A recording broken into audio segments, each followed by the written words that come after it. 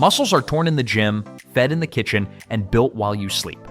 If you've ever wondered how much protein you really need to tone up, when the best time to eat it is, or what the smartest sources are, this video is for you. Because if part 1 answered the question of how long it takes to tone up, today I'm giving you the roadmap for how to actually make it happen. And stick around to the end, because I'll share one often overlooked protein source that can give you a serious edge. Check out our previous video if you missed it, and thank you as always for watching.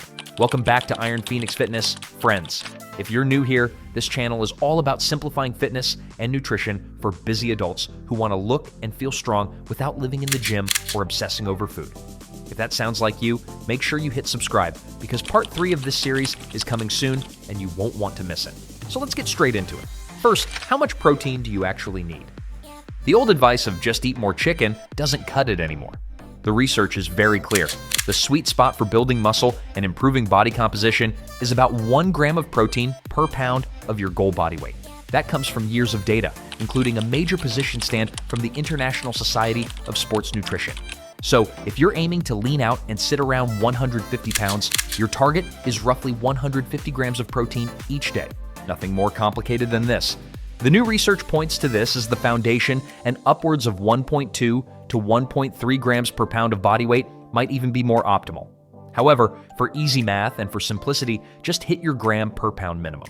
I like to keep it simple for those of us challenged by math, like myself. Now, what about timing? Do you really need to slam a shake the second your workout ends? The short answer, no. The anabolic 30-minute window, or you lose your muscle, is not as simple as we once thought. What matters most is your total daily protein intake. But, and this is important, research shows it's better to spread that protein evenly throughout the day. Think of it like fueling a fire. If you toss in big logs only once or twice, it burns unevenly. But if you feed it steadily, it stays strong. For your body, that means aiming for about 30 to 40 grams of protein per meal. It helps to have some protein and carbs before a workout for energy. I find that in my own experience, generally getting protein within 2 hours after a workout or sooner helps me feel more recovered as well, but this is not an exact science. Yes, a post-workout shake can help, but the so-called anabolic window is much wider than most people think. Anywhere within a couple hours before or after your workout works just fine. And here's a bonus. Having a slow-digesting protein before bed, like casein, can actually support muscle repair and metabolism overnight. Even a high-quality whey protein shake with its high leucine content has been shown to sustain muscle overnight. That's straight from a review published in Nutrients in 2019. So the big takeaway here, don't overcomplicate it. Just aim for steady protein throughout the day.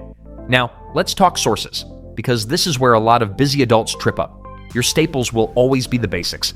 Lean meats like chicken or turkey, fish like salmon or tuna, eggs, Greek yogurt, cottage cheese, tofu, lentils, beans, and of course, whey protein powders for convenience and efficiency. As a bonus tip, people forget collagen. Collagen on its own isn't a complete protein, but paired with vitamin C, it can dramatically improve joint and connective tissue health. And if you want to stay active and pain-free long enough to actually tone up, that's a game changer. A 2020 study in the Journal of Sports Science and Medicine showed just that. So don't just think muscles, think joints too. Keep everything working well with protein, collagen, and glucosamine. That has kept me lifting for years. All right, so how do you put this together in real life? Here's a sample day that hits around 150 grams without making you think too hard. Breakfast, Greek yogurt with some berries and nuts, that's about 20 grams. Lunch, a chicken salad or a lentil bowl, around 30 grams. For an afternoon snack, a 30-gram protein shake. Then for dinner, salmon with veggies, around 35 to 40 grams. And if you need a little extra, a scoop of cottage cheese or casein before bed gives you another 20. That's it.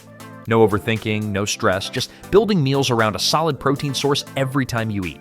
If you weigh more or less, just adjust accordingly. So here's the bottom line.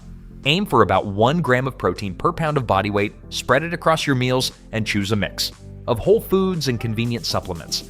If you can master those 3 things, you'll give your body the fuel it needs to tone up, recover faster, and stay energized. If this breakdown helped you, hit that like button. It really does help more people find the channel, and subscribe, because in part 3, I'll be showing you how to pair protein with training for maximum toning results. And I'd love to hear from you in the comments. What's your go-to protein source when life gets busy? Remember, toning up isn't about doing everything perfectly. It's about getting the basics right, consistently. And protein is the cornerstone. Stay strong, stay smart, and I'll see you in the next one. As always, our goal is to bring practical fitness advice you can start using right away.